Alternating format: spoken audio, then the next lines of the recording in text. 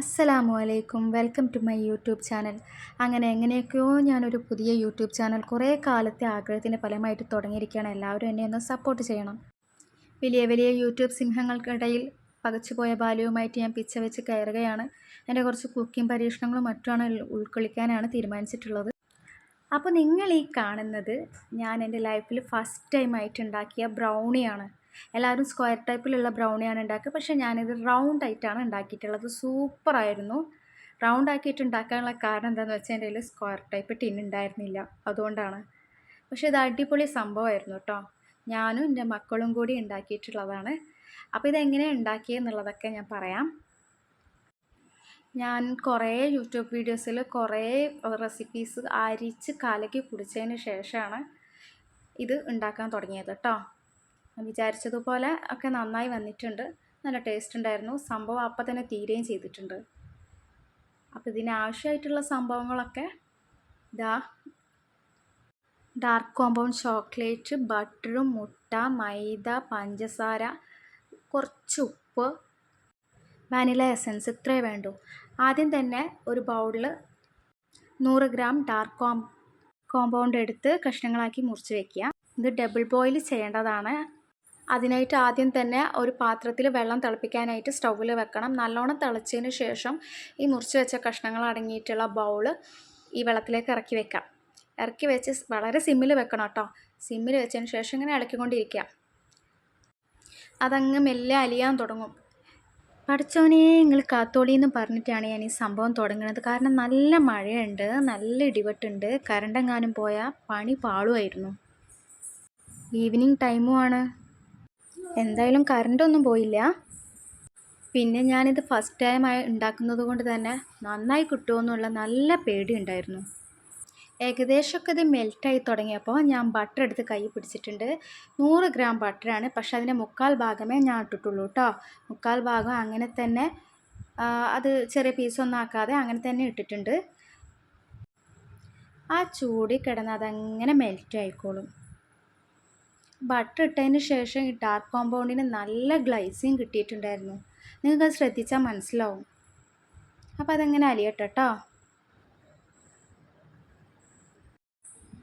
കണ്ടില്ലേ, ഒരു തിളക്കമൊക്കെ വന്നിട്ടില്ലേ? മെൽറ്റായിട്ട് നല്ലോണം മെൽറ്റായി കഴിഞ്ഞാൽ സ്റ്റൗ ഓഫ് ചെയ്ത് നമുക്കിത് ചൂടാറാനായിട്ട് എടുത്ത് വയ്ക്കാം. നല്ല ഗ്ലേസിങ് ഉണ്ട് ബട്ടർ ഇട്ടതിന് ശേഷം. പിന്നീട് നമ്മൾ ഏത് ടിന്നിലാണോ ഉണ്ടാക്കാൻ ഉദ്ദേശിക്കുന്നത് ആ ടിന്നിൽ ബട്ടർ പേപ്പർ വിരിച്ച് അതിന് മേലെ ബട്ടർ തടവി കൊടുക്കുക.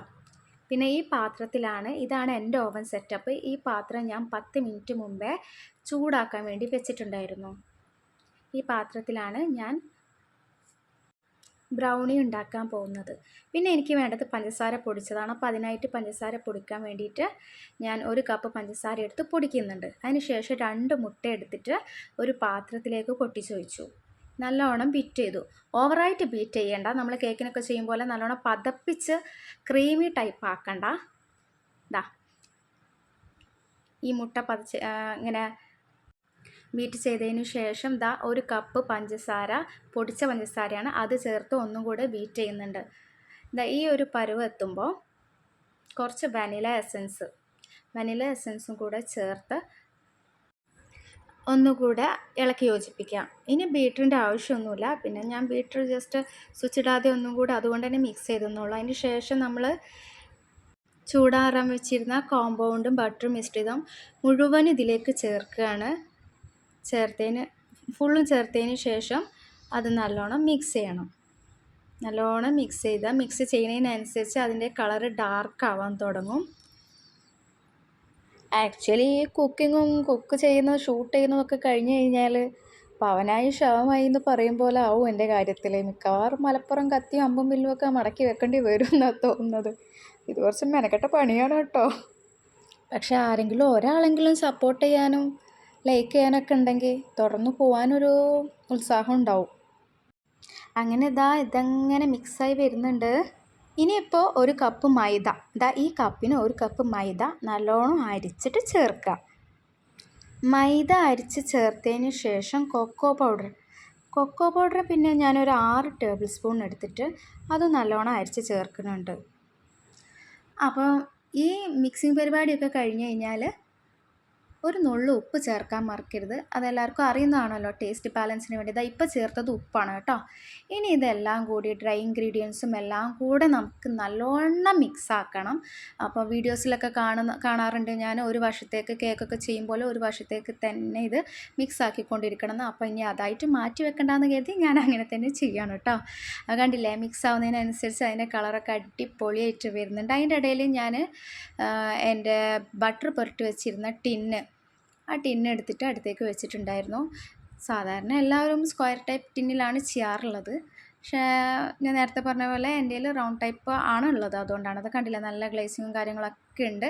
ഇനി നമുക്കിത് പതുക്കെ ടിന്നിലേക്ക് ഒഴിച്ചു കൊടുക്കാം. ടിന്നിലേക്ക് ഒഴിച്ച് കൊടുത്തതിന് ശേഷം നമുക്കിതൊന്ന് ടാപ്പ് ചെയ്യേണ്ടതുണ്ട്. ഇതൊന്നിങ്ങനെ ടാപ്പ് ചെയ്ത് കഴിഞ്ഞാലല്ലേ ബബിൾസ് പോവുള്ളൂ. അതെല്ലാവർക്കും അറിയുന്ന കാര്യമാണല്ലോ. അതിനുശേഷം എൻ്റെ കയ്യിൽ കുറച്ച് ഡാർക്ക് കോമ്പൗണ്ടിൻ്റെ പീസസ് ബാക്കിയുണ്ടായിരുന്നു. അത് ഒന്നുകൂടി ചെറുതാക്കിയിട്ട് ഞാൻ ഇതിൻ്റെ മുകളിലൊന്ന് വെതറി കൊടുക്കുന്നുണ്ട്.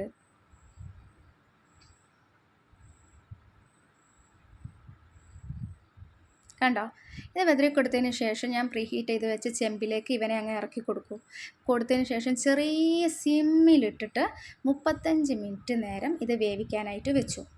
ഇതാ സംഭവബഹുലമായി ഇറക്കി വെച്ചിട്ടുണ്ട്. ഇത് ഞാൻ മൂടി വെച്ചു.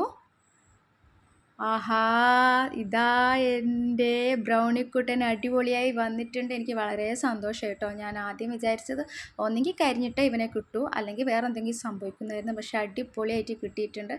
അത് ഫസ്റ്റ് ടൈമിൽ തന്നെ നമ്മൾ ഉണ്ടാക്കുന്ന എന്തും സക്സസ് ആയാൽ ഭയങ്കര സന്തോഷമാണ്. അപ്പം ഇനി ഇവനെ എങ്ങനെയെങ്കിലും ഒന്ന് പുറത്തെടുക്കണം. അങ്ങനെ പുറത്തെടുത്ത് ചൂടാറാൻ വേണ്ടി വെച്ചാലേ ഈ നല്ലോണം കട്ട് ചെയ്ത് കിട്ടുള്ളൂ. കട്ട് ചെയ്യാനായിട്ട് ശരിയായി കിട്ടുള്ളൂ. അപ്പോൾ ഇതാണ് എൻ്റെ റൗണ്ട് ബ്രൗണി. ഇനി പതുക്കെ നമുക്കിത് കട്ട് ചെയ്യാം. പുറത്തെടുത്ത് വെച്ച് ഇതിപ്പോൾ അത്യാവശ്യം ചൂടാറിയിട്ടുണ്ട്. ഇനി ഇത് പുറത്ത് വെച്ചിട്ട് പതുക്കെ കട്ട് ചെയ്യാണ്. അതിന് മുന്നേ ഞാനിതിന് ഭംഗിയൊക്കെ ആസ്വദിക്കുന്നുണ്ട് കേട്ടോ. ഇത് കാണുന്നവർ വിചാരിക്കും ഇവക്കെന്താ വട്ടാണെന്ന്. പക്ഷേ അല്ല, ഇതെൻ്റെ സന്തോഷമാണ്. എൻ്റെ പരിമിതികളിൽ വെച്ച് ഞാൻ ചെയ്തിട്ടുള്ള ഒരു വീഡിയോ കൂടിയാണിത്. അപ്പം ഇനിയും ഇതേപോലെയുള്ള റെസിപ്പികൾ കുറച്ചുകൂടി മെച്ചപ്പെട്ട രീതിയിൽ ചെയ്യാനായിട്ട് ഞാൻ ശ്രമിക്കാം. ഇൻഷാ അല്ലാ അടുത്തൊരു വീഡിയോയിൽ കാണാം. അപ്പോൾ എല്ലാവരും പറ്റുന്നവരൊക്കെ ഇതൊന്ന് ട്രൈ ചെയ്ത് നോക്കണം. ഇത് ഒരിക്കലും ഫ്ലോപ്പ് ആവില്ല, ഞാൻ ഉറപ്പ്. അപ്പോൾ അസ്സലാമു അലൈക്കും. പിന്നെ ഈ സ്ക്വയർ ടൈപ്പിലുള്ള ബ്രൗണി ആയിരുന്നെങ്കിൽ നമുക്ക് കൃത്യ അളവിൽ മുറിക്കായിരുന്നു. റൗണ്ട് ടൈപ്പ് മാത്രമല്ല, നമ്മൾ കിഡ്സിന് നമുക്കും കഴിക്കാനുള്ളതല്ല, ഇഷ്ടമുള്ള അളവിൽ മുറിക്കാമല്ലോ എന്ന് കരുതിയിട്ടാണ് തലങ്ങും വിലങ്ങയൊക്കെ മുറിച്ചിടുന്നത്. അപ്പോൾ എന്തെങ്കിലും തെറ്റുകളൊക്കെ ഉണ്ടെങ്കിൽ ആരെങ്കിലുമൊക്കെ ഇത് കാണുന്നുണ്ടെങ്കിൽ കമൻസിലൂടെ പറയണം. ഒന്നുകൂടെ അസ്സലാമു അലൈക്കും. അല്ലാഹു എല്ലാവർക്കും നന്മ പ്രദാനം ചെയ്യട്ടെ.